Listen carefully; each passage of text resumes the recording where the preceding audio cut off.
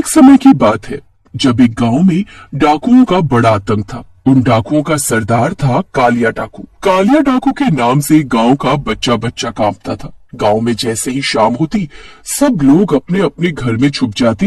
एक दिन की बात है जब मंगू खेतों पर काम कर रहा था कि तभी मोहन उसे बोला, अरे भैया, अभी तक यहाँ क्या कर रहे हो? देख नहीं रहे शाम हो गई है। हाँ बस मैं अभी यहाँ से निकल ही रहा था। हाँ भैया जल्दी चलो, वरना कहीं कालिया डाकू अपने आदमियों को लेकर आ ना जाए। अरे भैया बस जा ही रहा हूँ। मंगू अपने खेतों का काम निपटा ही रहा होता है कि तभी वहाँ उसे ढूंढते ढूंढते उसकी बेटी लीला आ जाती है। मंगू उसे वहाँ देख बड़ा परेशान हो जाता है। अरे लीला बेटी, तू यहाँ क्या कर रही है? बाबूजी, मैं तो आपको ही ढूंढने आई हूँ। माँ कब से आपकी राह देख रही है और आप घर नहीं आए, इसीलिए उन्होंने मुझे आपको बुलाने भेजा। ठीक है चलो जल्दी घर चलते हैं। मंगू और लीला दोनों घर की तरफ आने लगते हैं कि तभी कालिया डाकू की बंदूक की आवाज आती है। क्या बात है, गांव में अभी से इतना सन्नाटा छाया हुआ है। लगता है सब मेरे डर से जल्दी सो गए। कालिया डाकू की आवाज सुनकर मंगू और लीला की हालत खराब हो जाती है। अरे बेटी जल्दी जल्दी चलो, कालिया डाकू ने हमें देख लिया तो जान से मार डालेगा। मंगू इतना बोलता ही है कि तभी पीछे से आवाज आती है। मंगू और लीला पीछे मुड़कर देखते हैं तो पीछे कालिया डाकू होता है और उसके हाथ में लंबी सी बंदूक होती है। कालिया डाकू की नजरों से आज तक कोई बचा है जो तुम बचोगे? सरदार हमें जाने दो, छोड़ दो हमको। अरे अरे अरे अरे, इतना डर किस बात का है भाई? मैंने अभी कहा तुमको कुछ कहा। कालिया डाकू बात तो मंगू से कर रहा होता है पर उसकी नजर लीला के ऊपर होती है। वो लीला की खूबसूरती सर से पांव तक देख रहा होता है। लड़की, नाम क्या है तुम्हारा? ये मेरी बेटी है, इसे जाने दो सरदार। अरे ओ, मैं तुझसे नहीं, इस सुंदरी से बात कर रहा हूँ। दूर हटो मुझसे। समझे? अच्छा जी, इतना गुस्सा? आज तक किसी ने इतनी हिम्मत नहीं की जो मुझे ऐसे बोल सके। तुझे तो मैं अभी बताता हूँ। और उसे अपने साथ ले जाने लगता है। बेचारा लीला का बाप हाथ पैर जोड़ता रह जाता है और रोने लगता है, पर कालिया डाकू उसकी एक नहीं सुनता। इधर लीला खुद को छुड़ाने की खूब कोशिश करती है पर कालिया डाकू उस पर भी तरस नहीं आता। मुझे जाने दो, मुझे मेरे बाबूजी के पास जाने दो। मुझसे गलती हो गई, मैं ऐसे नहीं बोलूंगी अब, मुझे माफ कर दो। तुझे तू एक नजर में भाग गई थी और अब मैं तुझसे ब्याह रचाऊंगा। नहीं, कभी नहीं, ऐसा कभी नहीं हो सकता। कालिया डाकू उसे अपने ठिकाने पर ले जाता है और उसे एक कमरे में बंद कर देता है। उसके बाद वो पंडित को बुलाकर उसे जबरदस्ती शादी की तैयारी करता है। लीला को जब कुछ समझ नहीं आ रहा होता तो वो कालिया डाकू की बंदूक उठाती है और उसके सर पर रखकर गोली चला देती है। कालिया डाकू उसी वक्त मर जाता है। आज इससे सबको छुटकारा मिल ही गया, मार डाला मैंने इसे। लीला वहाँ से फटाफट भाग जाती है। लीला जैसे ही अपने घर पहुँचती है तो उसके पिता और उसकी माँ उसे देखकर बड़े खुश होते हैं। मेरी बच्ची तू आ गई, मुझे यकीन नहीं हो रहा। आखिर तो उस कालिया डाकू के चंगुल से कैसे बचकर भागी? हाँ बेटी, आखिर तो कैसे बचकर आई? मैंने उसी की बंदूक से उसे मार डाला। हाँ बेटी, आखिर तो कैसे बचकर आई? मैंने उसी की बंदूक से उसे मार डाला। ये बात सुनकर लीला की माँ और बाबूजी दंग रह जाते हैं, पर वो खुश भी होते हैं कि आखिरकार उनके गांव को कालिया डाकू से छुटकारा मिल गया। वो ये बात किसी को नहीं बताते कि कालिया डाकू को लीला ने मारा है। पर जब गांव वालों को कालिया की लाश मिलती है तो वो खुशी से झूम उठते हैं। उस दिन के बाद सब गांव वाले सुकून की जिंदगी जीने लगते हैं और उनको किसी का डर नहीं रहता। सब बहुत अच्छा चल रहा होता है पर अचानक एक रात किशन लाल को रात के वक्त घोड़े पर सवार एक भूत दिखता है जिसके हाथ में बंदूक होती है। वो भूत किशन लाल के सामने आकर खड़ा हो जाता है। अब किशन लाल की हालत एकदम खराब हो चुकी होती है। भूत! अरे हमारे गांव में भूत! भागो! अरे मुझे जाने दो, मैंने तुम्हारा क्या बिगाड़ा है? कहाँ है वो लड़की जिसने मुझे मारा है? कहाँ है वो? अरे कौन सी लड़की? किसकी बात कर रहे हो?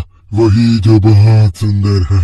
मुझे वो लड़की चाहिए वरना मैं सबको मार डालूंगा। अरे पर तुम हो कौन? डाकू, कालिया डाकू हूँ मैं। वापस आ गया हूँ अपनी मौत का बदला और उस लड़की को अपने साथ ले जाने। जाओ जाकर बता दो सब गाँव वालों को कि अगर मुझे वो लड़की नहीं मिली तो मैं गांव की सभी लड़कियों को मार डालूंगा। किशनलाल रात के अंधेरे में भागता हुआ गांव वालों को जाकर उठाता है। अरे वो आ गया है, कालिया डाकू आ गया है। ये बात सुनकर सब गांव वाले हैरान रह जाते हैं क्योंकि कालिया डाकू तो मर चुका होता है। अरे पर वो तो मर चुका है ना। हाँ वो मर चुका है और अब उसका भूत आया है अपनी मौत का बदला लेने।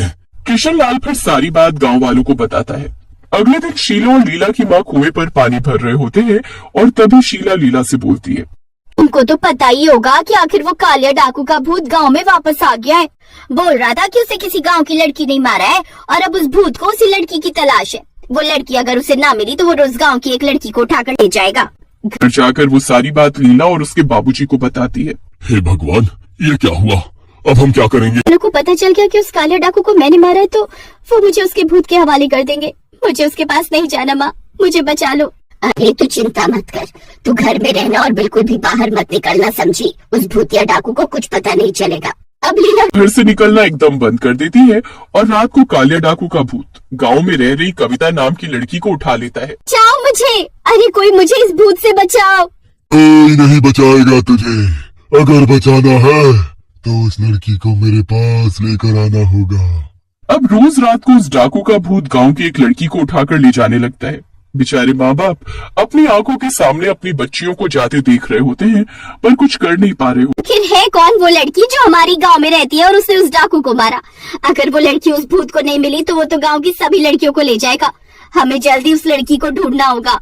एक काम करते हैं, हम गांव की सभी लड़कियों को आज रात इसी पेड़ के पास आने को बोलते हैं। जब आज रात को डाकू का भूत आएगा तो खुद पहचान लेगा। ये सब बात वहीं खड़ी लीला की माँ सुन रही होती है और वो जल्दी से घर जाकर ये बात लीला और उसके बाबूजी को बताती है। लीला ये सुनकर घबरा जाती है। अब रात हो जाती है और सभी लड़कियां पेड़ के पास आकर खड़ी हो जाती है पर लीला वहां नहीं आती, वो घर पर ही छुपी हुई होती है। रात को जब उस कालिया डाकू का भूत आता है तो सब लड़कियां घबरा कर कांपने लगती है। अरे वाह, आज तो लगता है सभी गांव की लड़कियां आई हुई हैं। मजा आ गया। हाँ, हमने आज गांव की सभी लड़कियों को बुला लिया है। जिस लड़की की तुमको तलाश है वो इसी में कोई है। बताओ कौन है वो? आखिर हमें भी जानना है और उसे तुम ले जाओ अपने साथ। बस बाकी सबको छोड़ दो। ये तो तुम सबने बहुत अच्छा किया। कहाँ है वो लड़की? कहाँ है? वो भूत सब लड़कियों को ध्यान से देखता है पर उसमें लीला तो होती ही नहीं है और वो गुस्से से लाल हो जाता है। वो लड़की नहीं है यहाँ। कहाँ छुपाया है उस? वो लड़की जो आज यहाँ नहीं आई, लीला नहीं है यहाँ और मैंने उसे बहुत दिनों से नहीं देखा। हाँ सही कहती हो, मैंने भी कब से उसे नहीं देखा। पहले तो रोज नहर पर आती थी, अब पिंक। गांव वाले तुरंत लीला के घर जाते हैं। वो लीला को बाहर आने को बोलते हैं पर वो जाने से इनकार कर देती है और रोने लगती है। मुझे बचा लो माँ, मत करो उसके हवाले। मेरी बेटी को मत लेकर जाओ। वो डाकू इसे उठाकर ले गया था और इससे जबरदस्ती शादी कर रहा था, इसलिए इसने उसे मार डाला। इस लड़की ने खुद को बचाने के लिए उसे मारा, पर अगर हमने इसे उस भूत के हवाले नहीं किया तो वो गांव की सभी लड़कियों को अपने साथ ले जाएगा। ये सुनकर लीला को बाकी लड़कियों के लिए बहुत बुरा लगता है और वो खुद ही उस भूत के पास चल देती है। उसके माँ बाप उसे बहुत रोकते हैं पर वो किसी की नहीं सुनती। जब वो उस भूतिया डाकू के सामने पहुंचती है तो उसकी खुशी का ठिकाना नहीं होता। मिल गई, आखिरकार मुझे ये मिल ही गई। अब मैं इससे शादी करूंगा, पर उसके लिए तो मेरी जरूरत होगी ना। चलो मैं तुम्हारी अभी शादी करवाता हूँ। भूतिया डाकू इस बात पर राजी हो जाता है पर पंडित सब गांव वालों के सामने लीला की शादी उस भूत से करवाने लगता है।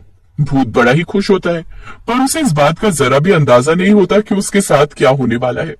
जैसे ही वो भूत अपने हाथ से पंडित की दी हुई सामग्री अग्नि में डालता है वो उसी में भस्म हो जाता है। मिल गई इसे मुक्ति और हम सबको भी। गांव वाले खुशी से झूम उठते हैं। लीला और उसके माँ बाप भी खुशी से रोने लगते हैं। सभी लड़कियां वापस आ जाती हैं और पूरा गांव खुशहाली की जिंदगी जीने लगता है।